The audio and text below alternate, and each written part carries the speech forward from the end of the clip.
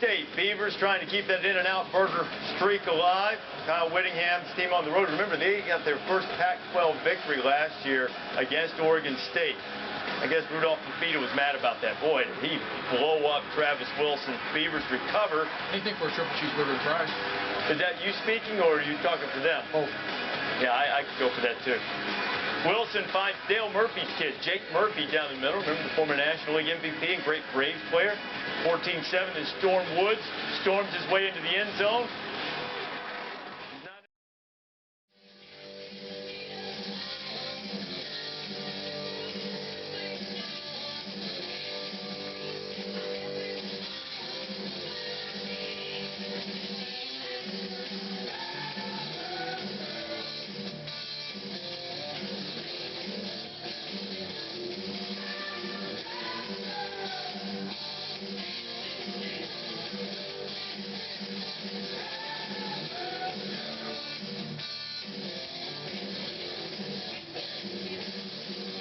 Boom to the hay, all you sports fans out there in the Tubosphere. Welcome to the One-Man Sports Rant, Gen 2.0. I am your juggling act, Will, the alternative ESPN sports thrill. So which is the big three are we going to be talking about today? Other than what the title suggests, that'll be coming up soon. Don't change the channel. There's plenty of sports highlights coming up. The reason I say that, I looked at the average attention span, videos in the past, 2 minutes. It takes more than 2 minutes in the past to get this show going. Maybe I wasn't clear enough, alright? We're not talking no 30-second clip either, or a $1.14, or even a $1.59.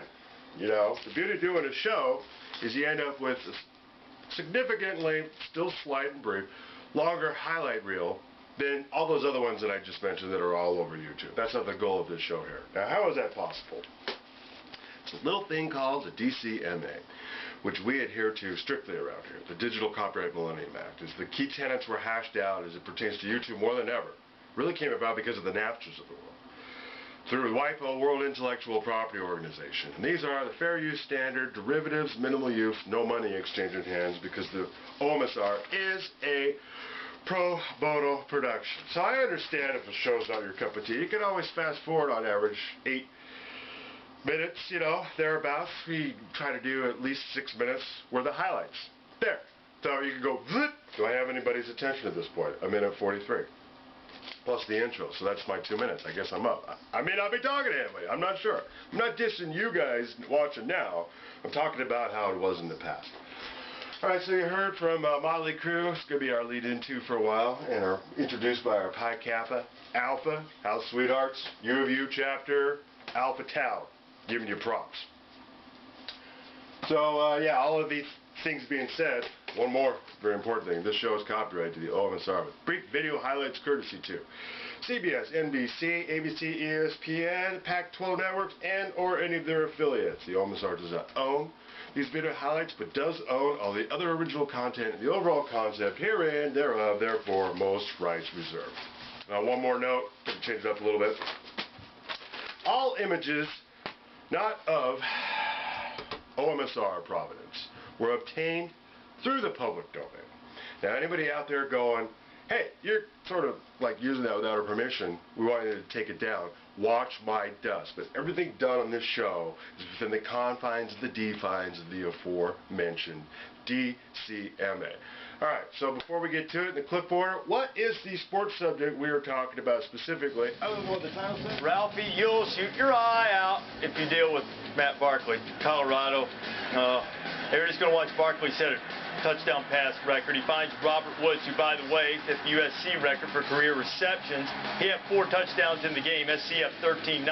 Barkley would find Woods 102 touchdown passes now in his career with his 100th. That even the SEC and Pac-12 record 50-6 the final. Oklahoma against Kansas, mere warm-up. This is what Notre Dame's going to face. Blue, they're going to face Landry Jones and Kenny Stills. Now this is just a great throw, great catch. Oklahoma's playing very well. However, Notre Dame's playing better, I think. This is what they're going to face, Lou. Justin Brown on the punt return. Yeah, but I want to tell you, that ain't what Oklahoma's going to face. It ain't going to be no Kansas, I think. Well, they've got a former Notre Dame coach over there. Well, that's not the same team. 52-7. Oklahoma, Notre Dame next week. College game day will be there, ABC primetime. Georgia, they're going to play for the SEC East against Florida next week, as long as they didn't goof it up against Kentucky. Aaron Murray to Tavares King. What a nice job on the pump fake here by Aaron Murray. Throws it over the top, wide open, hits him in stride. Touchdown, Bulldog. King at 188 yards receiving and a couple of touchdowns. Georgia was down in this game, 17-16. Murray, he becomes Georgia's all-time touchdown pass leader on the play. Georgia had to hang on. Murray threw for 427 and 4 touches. 29-24. Mississippi State's got Alabama next week. A battle of unbeatens in Tuscaloosa, but Middle Tennessee State, the Blue Raiders fought him for a while, and then the Bulldogs ran past him with Ladarius Perkins. Just physical at the line of scrimmage. The offensive line does a fabulous job of opening up the hole. His heels to the field here, and they'll take it in for the score. Tyler Russell's going to find Robert Johnson. Lou, what kind of trouble can the Dogs give the Crimson Tide? Well, I'll tell you, they're undefeated right now, and they're playing very, very well. They're getting good quarterbacking, playing excellent defense, making big plays. Got a shot? Close for a half. 45-3 the final. Mississippi State is 7-0. Notre Dame also undefeated. One of 11 undefeated teams remaining in college football. 7-0 for the first time since 2002. Got by the hair of their chinny chin chin against Brigham Young, though.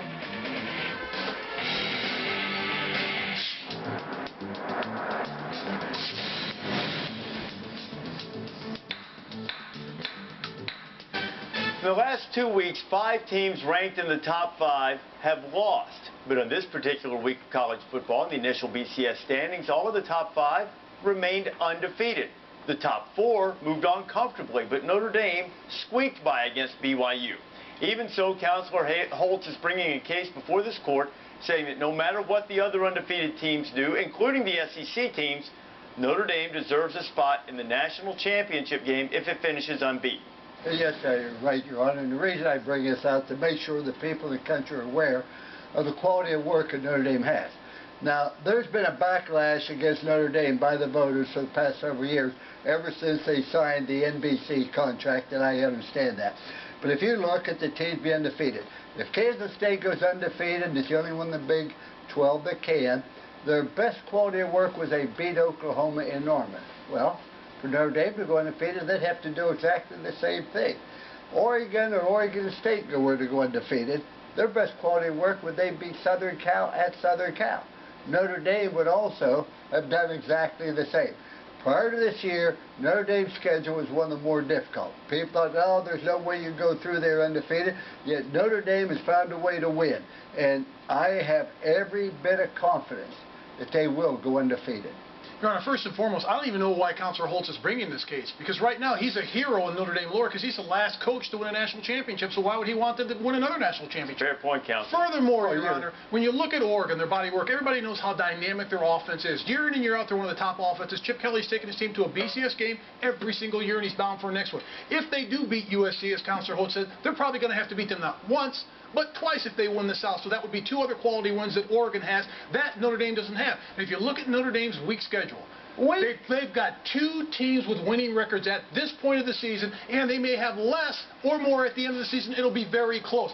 Half their schedules of the opponents that they play are from the Big Ten, one of the weakest and most disappointing conferences that's in the country. In Kansas State, he talked about a quality win. Yeah, at Norman, in Norman, Oklahoma, that would be a quality win. If Notre Dame were able to do that, yes, that would be a quality win. But I don't see any quality wins on their schedule at this time. We're talking about if they get there at the end of the season. At the end of the season, they would have quality wins. Quick rebuttal. Your name's not Candy Crowley. Quick rebuttal. Okay, Michigan will probably win the Big Ten. Notre Dame didn't have any control of the schedule. Michigan, Big Ten, next. That doesn't matter. The other thing, when you look at this, at least Oregon's going to play in a conference championship game. And if they win that, that gives them an extra game that they have to play. Okay. That's another quality. All right, last point. Last thing. Do you believe Notre Dame will go undefeated? I believe they will. I don't believe the other ones will. That doesn't matter. That's not the case that's being brought before the court. The case that you're bringing is it doesn't matter if they go undefeated. No. Now, the one thing, Counselor May, I will say, Counselor Holtz makes an excellent point. Before the season started, we said if Notre Dame can navigate the schedule with Michigan and Michigan State, and USC, and Oklahoma and Stanford, that they can do that. They deserve to be in the national championship game. We said that, did we not? Yes, sir. Yeah, but we Yes, didn't know sir. how we didn't say that. He said that exactly. We also know that the best win on anybody's resume right now is Kansas State's win at Oklahoma, and probably the second best out of these teams is Kansas State's win at West Virginia, because it was very impressive. Nobody's mentioned them. They certainly deserve it. But you guys are missing the most important question. Who's the best team of these three? Oregon does. You betcha. Right here, and because of that, Counselor, No. I rule in You favor go of with Counselor defense. May. We've had this argument before. They have you go with their defense. defense. You go with defense. I When want the to tell you something game, else. Counselor Holtz, when the game is in question, Oregon trails only Alabama and LSU in yards per play when the game is within 28 points. Only Alabama and LSU. I rule in Counselor May's favor. In your honor, That is. if seeing Only. that team with his And I want to tell you something. eyes, Hey, covered that you- team Thursday You night. are low class. Who's the best? Say that. Low class. I want to tell you, I'm in for Notre Dame. I want to see Notre Dame win the championship. You're a homer. Hey, I'll tell you right Homer. now. Homer. You never. Homer. I'll tell you right now. I quit. Back to college football final, presented by AT&T. Play action. Reddick about to get a hit. Going for Coleman. Touchdown, Boston College. So I'm sitting there talking to leadership council on Monday morning. I'm like, all right, so seriously, what's the deal? You know, why did we not start fast? And he looked at me like, well, coach, it's nap time. I'm like, what? And they go, it's the time we take a nap. Wide open. Can't draw it up much better than that. So we'll be taking a nap at about, I don't know, 9:30 on Saturday morning to make sure we get our nap in so we're in our comfort zone and we feel good. So does ABC at 2:30 matter? No, our nap matters. It's unbelievable. I mean, seriously. That's what I get. This is what I get paid to do. You know what I mean? Seriously. Create nap time. It's pathetic. I know just how Coach Fitzgerald feels. I mean, can you believe this? After all this time, we get to this point in the show every week, and Mark and Lou have to have their little nap. I guess when you reach their age, they do need their beauty sleep, and anything that can help with their beauty, I guess we're all for. Come on, let's go wake them up. So, boy, they're out. Come on, let's have a little fun with Mayday.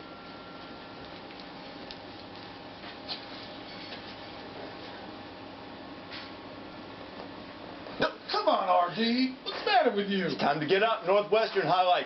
Human alarm clock time, Holtz. Let's go up and at 'em, baby. We got the Northwestern highlight. We got hella stickers. You got to put Teddy on the shelf. You got to be ready to play. Fast, hard, finish. Chip Kelly would be proud. Wake up like a champion today, Holtz.